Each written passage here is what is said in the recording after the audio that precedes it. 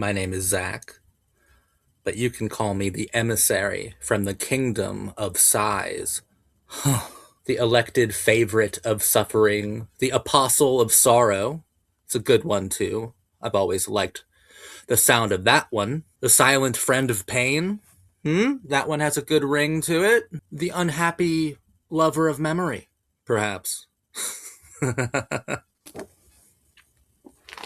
Welcome back to part two of my either or series, which is starting to play out like a psychodrama. I get a lot from this book. I think it's the greatest piece of literature ever written. It's the greatest book ever written.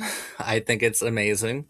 And today we're going to talk about shadowgraphs and the unhappiest one. These are personal reflections. My approach to philosophy is extremely candid, conversational. I'm not academic. I think that most philosophy videos are gross and unappealing because the person in them is wanting you to think that they're so smart that you'll do anything to fuck them. And that's the honest truth. Like, you can't tell me any other, you can't tell me different, man. But yeah, my name is Zach. This is my channel, Bipolar Book Club. I have bipolar 1. I'm a Christian. God is unbelievably important to me. And I love Kierkegaard. He's my favorite philosopher. So, shadowgraphs. If I were to imagine someone in distress at sea, unconcerned for his own life, remaining on board because there was something he wanted to save and could not because he was at a loss what it was he should save, I would have a picture of Elvira. She is in distress at sea. Her destruction is approaching. But that does not concern her.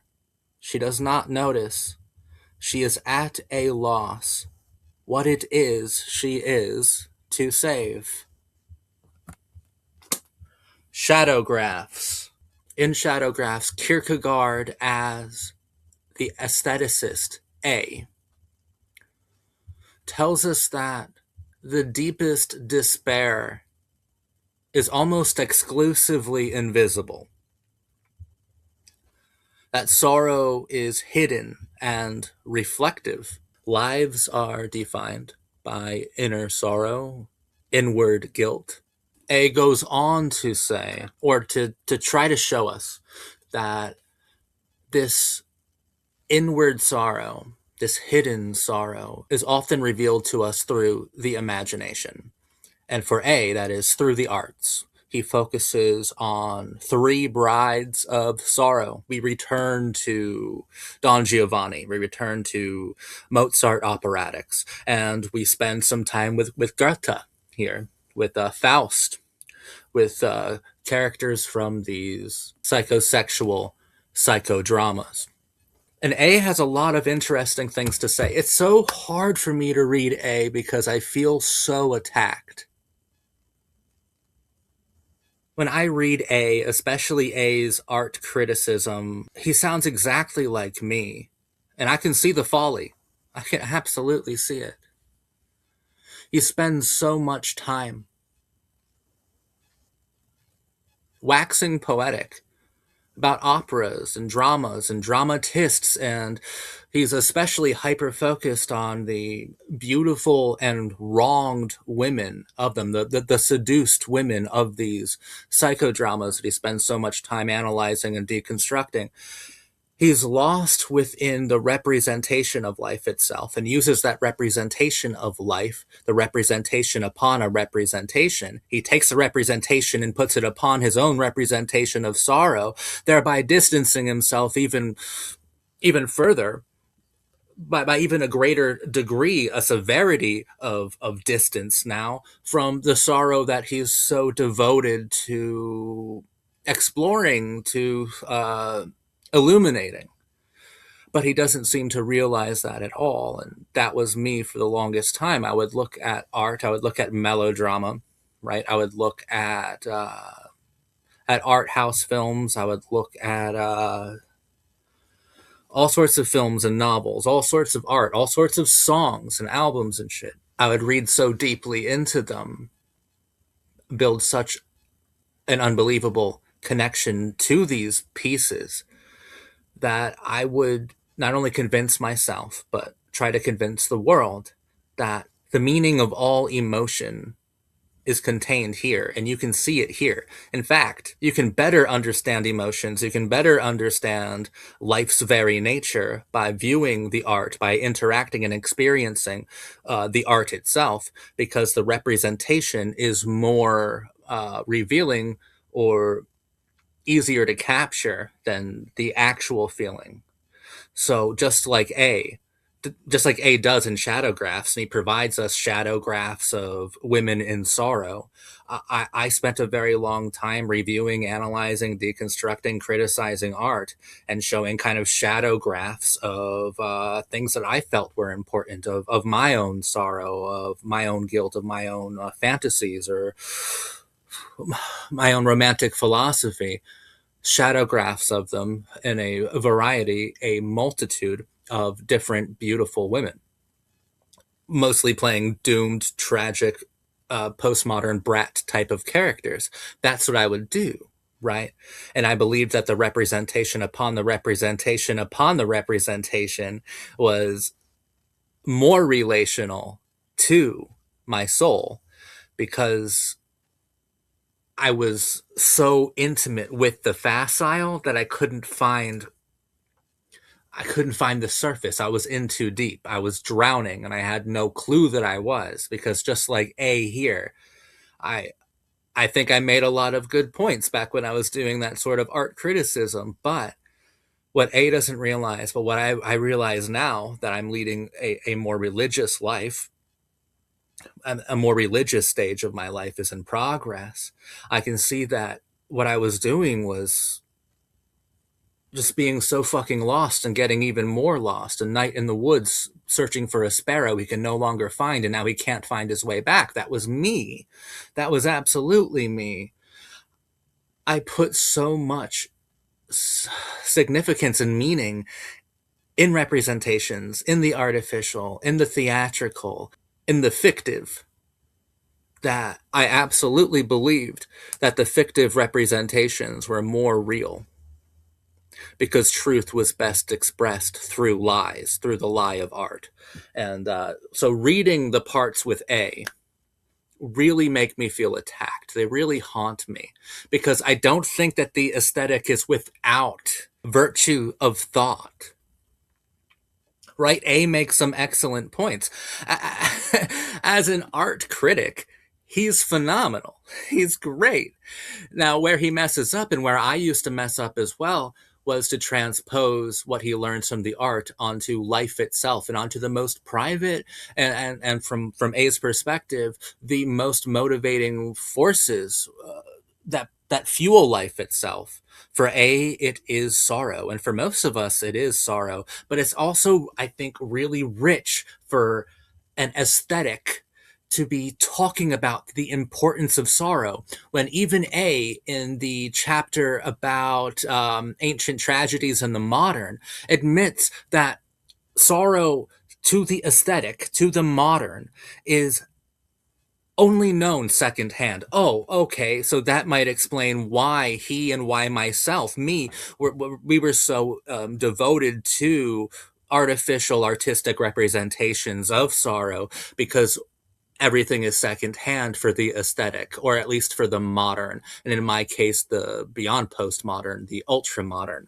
Well, every piece of sorrow that we experience is secondhand, because the ancient tragedians, sorrow came first, pain followed. But for the aesthetic, and for us, and for me, and for A, clearly, pain came first and then sorrow. Pain was immediate, sorrow was eternal. Therefore, the sorrow that was felt by the aesthetic was secondhand, because even eternity is secondhand to to the aesthetic, passed down, kind of pawned off, bequeathed, not necessarily inherited, or no, inherited's not the best word. It's not genetic. It's not genetic to the aesthetic experience of culture, life, love, and sorrow, obviously.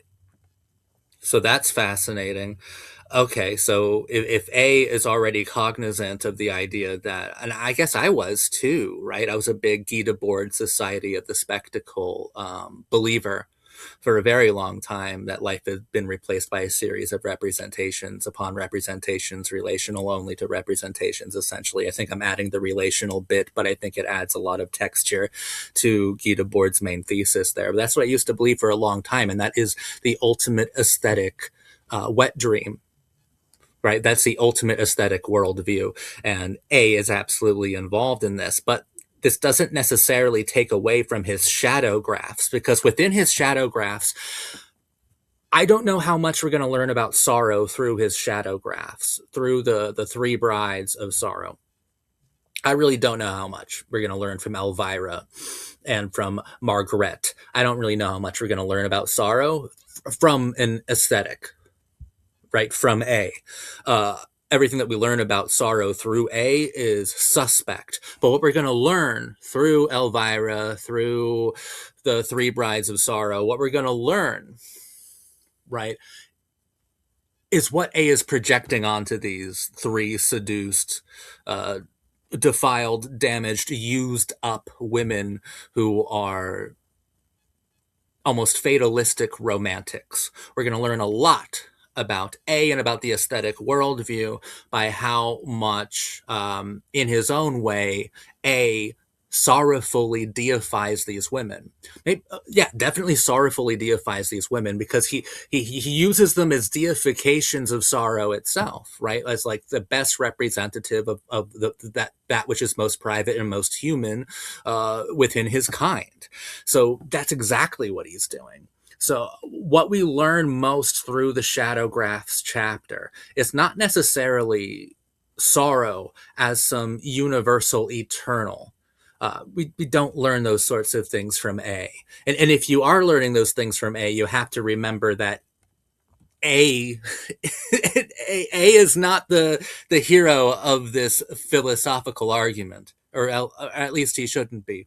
If he is for you, then you have growth to do, and that's kind of the whole point of this book anyway. So strap in; it only gets better from here. What we learn from A is what the aesthetic desires, and not what tortures the aesthetic, but what the aesthetic wishes tortured him. A wishes he was familiar and intimate with sorrow, and not just pain. A wishes that these women were truly divine, truly saint like, and not just emblematic of this recursive representative form of secondhand sorrow, of operatic sorrow, which is all based on erotic stages. I think that through the shadow graphs, A betrays himself, and we can see the true vulnerability within A. As an unreliable narrator, we can truly see that in A, there is this want and this spiritual absolute void. And we can see in each of these brides of sorrow that he deconstructs for us. I think we can see what really stirs his heart most. And we can also see that it's not Don Juan or Don Giovanni or Faust that A relates to most. It's these wronged women. So, like, what would the aesthetic feel so wronged over? What would the aesthetic feel seduced and then discarded by? Well, it would have to be the religious. It would have to be the meaning. It would have to be the ethical, which is why he seems to have such a knee jerk, aggressive reaction anytime the ethical kind of introduces itself to his arguments.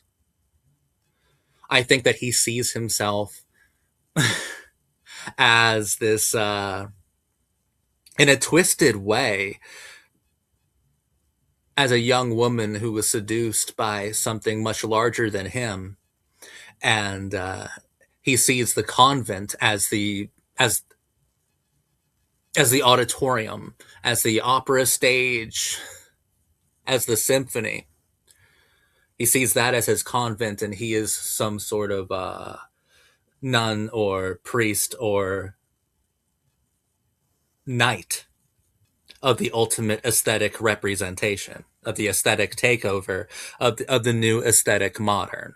You know, I think shadowgraphs is a section that doesn't get a lot of attention from most people who read Kierkegaard, but I think that's the one where a accidentally lets his guard down the most, and Kierkegaard is such a beautiful writer that I don't think most people even realize that, because it seems like it's within the same vein as the erotic stages, or even the ancient tragedy deconstructions that he's done before. But there's something pitiable here, even pathetically desperate in the way A is talking about the women of this chapter. At least from my perspective, from my point of view, and I am definitely painting myself into the in between the lines of everything that A is writing, and I'm shocked by how well my old self of just a few months ago, maybe a year ago, just fits into these words. And the issue with the aesthetic will always be that either the aesthetic is right or the aesthetic is wrong. Either way, the aesthetic cares not. The second we're going to be talking about briefly is the unhappiest one. It's a rather short chapter. It's pretty funny. It's sardonic. It's ironic, and I think it has earned its place as one of the most memorable passages from Kierkegaard. One of the most memorable pieces from Kierkegaard. For Kierkegaard, the unhappiest one is the one who must keep living, but with no past in reality. He cannot become old, for he has never been young. He cannot become young, for he has already become old. In a way, he cannot die, for he has never lived. In a way, he cannot live, for he is already dead. He cannot love, for love is always in the present, and he has no present time, no future, no past, and yet he is of a sympathetic nature, and he hates the world only because he loves it. He has no passion, not because he lacks it, but because that same instant he has the opposite. He has no time for anything, not because his time is taken up with something else, but because he has no time at all. He is powerless, not because he lacks strength, but because his own strength makes him impotent. Now that truly speaks for itself. The unhappiest one. The scariest thing about the unhappiest one is that all of us who've ever experienced melancholy relate heavily to that class of people who Kierkegaard would describe as the unhappiest ones. For Kierkegaard, the unhappiest ones are unable to be present to themselves, unable to be here. Now, I love the way it's written, because he's addressing a crowd of the unhappiest ones. And like I said, it's ironic and it's sardonic and it's often morbid, right? And I love the celebratory tone of it. I always love a piece that is about the most depressing things you could imagine, but told with a wink and a grin. I love my